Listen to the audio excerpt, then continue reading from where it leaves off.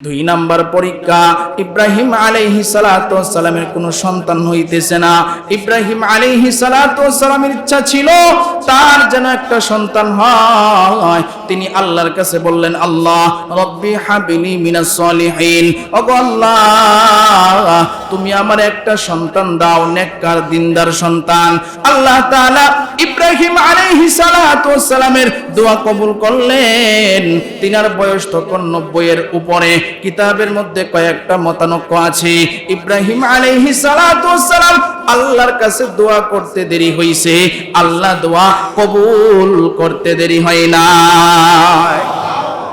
আল্লাহ তাআলা তিনাকে একটা সন্তান দিলেন যার নাম হযরত ইসমাঈল আলাইহিস সালাতু ওয়াস সালাম। এই সন্তানটা আল্লাহ তাআলা দান করলেন। সন্তান যখন দুনিয়াতে আসছে, আবার আল্লাহ পরীক্ষা করলেন, দেখলেন সন্তান প্রিয় নাকি আল্লাহর ভালোবাসা তার কাছে প্রিয়। আল্লাহ তাআলা স্বপ্নে দেখাইলেন, ও ইব্রাহিম আমার রাস্তায় তুমি কিছু উট কুরবানি করো। এইগুলা পরের ঘটনা, আগেও কিছু ঘটনা আছে। সন্তান হওয়ার পরে সন্তানকে বনবাস দিয়েছে, যেহেতু সময় কমে এগুলা আর বলবো না। আল্লাহ তাআলা এরকম স্বপ্নে দেখাইলেন। প্রথম দিন তিনি উট কুরবানি করলেন, দ্বিতীয় দিন আবার তিনি উট কুরবানি করলেন, তৃতীয় দিন যখন আবার আল্লাহ স্বপ্নে দেখাইলেন প্রিয় বস্তু কুরবানি করো, তিনি আর বুঝতে পারে নাই, তিনিও বুঝতে বাকি নাই। তিনি বুঝতে পারলেন যে আমার সবচাইতে প্রিয় হইল আমার সন্তান। আল্লাহ এটাই বুঝাইতেছে আমার সন্তান ইসমাইলকে কুরবানি করার জন্য।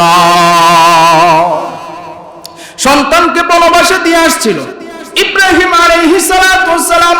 বিবি হাজেরা সহ সন্তানকে বনবাসে দিয়ে আসছিল। সন্তানকে আনার জন্য তিনি গেলেন। সন্তানকে আইনা তার বিবির কাছে বলতেছে, বিবি আমার, আমি সন্তানকে এক জায়গায় নিয়ে যাচ্ছি।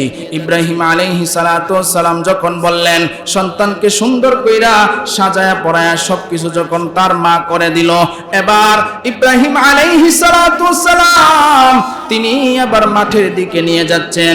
শয়তান আইসা হাজেরাকে ওয়াসওয়াসা দিতেছি, ও বিবি হাজেরা, তুমি যে তোমার সন্তানকে সাজায়া দিয়েছো, তুমি কি জানো তোমার সন্তানকে কোথায় নেওয়া হচ্ছে? বলে না, আমি তো জানি না। বলে তোমার সন্তানকে এখন জবাই দেওয়ার জন্য নেওয়া হচ্ছে। নাউজুবিল্লাহ বলেন। দেখেন মাকে আইসা সর্বপ্রথম শয়তান ওয়াসওয়াসা দিচ্ছে। বিবি হাজেরা ডাক দিয়া কয়, শোনো,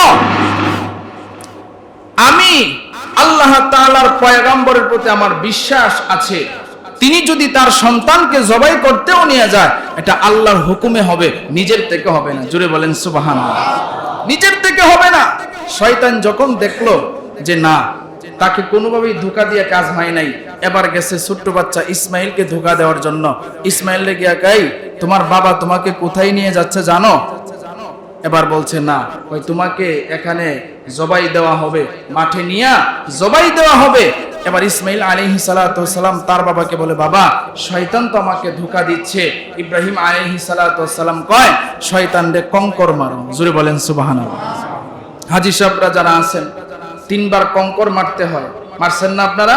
3 বার শয়তান ধোঁকা দিল, শয়তানকে কঙ্কর মারলো ইসমাইল আলাইহিস সালাতু ওয়াস সালাম। তখন মাঠে নিয়ে গেলেন। মাঠে নেওয়ার পর আল্লাহ তাআলার যেহেতু হুকুম হইছে, ইব্রাহিম আলাইহিস সালাতু ওয়াস সালাম বললেন, তার স্বপ্নের কথাটা ইসমাইল আলাইহিস সালাতু ওয়াস সালামকে জানাইলেন। ফালাম্মা বালাগা মাআহু সাইয়া ক্বালা ইয়া বুনাইয়া ইন্নী আরা ফিল মানাম। তিনি বলতেছেন যে আমি স্বপ্নে দেখেছি আমি যেন তোমাকে কুরবানি করি। ইব্রাহিম আলাইহিস সালাতু ওয়াস সালাম এই কথাটা যখন বলছেন, তখন দেখেন তিনি কত সুন্দর করে বলেন, আন্নী আযবাহুক, জবাইয়ের কথাটা তিনি বলছেন। ফালাম্মা বালাগা মাআহু সাইয়া ক্বালা ইয়া বুনাইয়া ইন্নী আরা ফিল মানামি আন্নী আযবাহুকা ফানজুর মাযা তারা।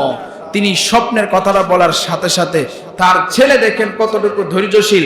তার ছেলে ডাক দিয়া বলে, ও আব্বাজান, যেহেতু আল্লাহর হুকুম হইছে সুতরাং টেনশন নাই, আল্লাহ তাআলার হুকুম হইছে আপনি আমারে জবাই করেন, ইনশাআল্লাহু মিনাস সাবিরিন, আপনি আমাকে ধৈর্যকারীদের সাথে একজন পাবেন। সুবহানাল্লাহ। যারা ধৈর্যকারী তাদের মধ্যে আমাকেও পাবেন। সুবহানাল্লাহ কইতেন না? দেখেন পয়গম্বরের সন্তান, তিনিও তো পয়গম্বর। ইব্রাহিম আলাইহিস সালাতু ওয়াস সালাম এবার রেডি হইলেন, তাকে জবাই করবে। জবাই হওয়ার জন্য যখন রেডি হইলেন, এই যে ছুরি, বিসমিল্লাহি আল্লাহু আকবার বলে তিনি ঘষবেন। এই বিসমিল্লাহি আল্লাহু আকবার বলার আগে আগে আল্লাহ জিবরাইলকে ডাক দিয়া কয়, এই তাড়াতাড়ি যাও, জান্নাত থেকে একটি দুম্বা আর একটা রড নিয়ে যাও, এটা নিয়ে ইসমাইলের গলায় রডটা দিয়ে দিবা, আর তাকে সরায়া এই দুম্বাটা ইব্রাহিমের ছুরির নিচে দিয়ে দিবা, যেন আমার বন্ধু জবাই না হইয়া জান্নাতি দুম্বা জবাই হয়। জোরে বলেন সুবহানাল্লাহ। ইব্রাহিম আলাইহিস সালাতু সালাম তিনি যখন বিসমিল্লাহি আল্লাহু আকবার বলে ছুরি চালানো শুরু করলেন, এবার গলার মধ্যে যখন তিনি ফুস দিতেছেন, না না গলা তো কাটে না। ইব্রাহিম আলাইহিস সালাতু সালাম রাগে তিনি ছুরিটা ফালাইয়া দিলেন। তিনি চিন্তা করলেন ছুরির মধ্যে মনে হয় দাঁড় নাই, একটা পাথরের টুকরার উপরে গিয়া ছুরিটা পড়লো, পাথরের টুকরাটা দুইটা ভাগ হয়ে গেল। তিনি বুঝতে পারলেন না ছুরির তো দাঁড় আছে, আসলে আল্লাহ তো নিষেধ দিয়ে দিছে ছুরি সাবধান আমার পয়গম্বরের গলার একটা রুম্বাও যেন না কাটে। জিবরাইল আলাইহিস সালাতু ওয়াসসালাম এবার রোটের টুকরাটাই না ইসমাইলের গলায় দিয়ে দিলেন। ইসমাইলের গলায় দিয়েছে, আবার ইব্রাহিম ছুরি নিছে, বিসমিল্লাহি আল্লাহু আকবার বলে ছুরি চালানো শুরু করছে, কিন্তু না না এবারও গলা কাটে না।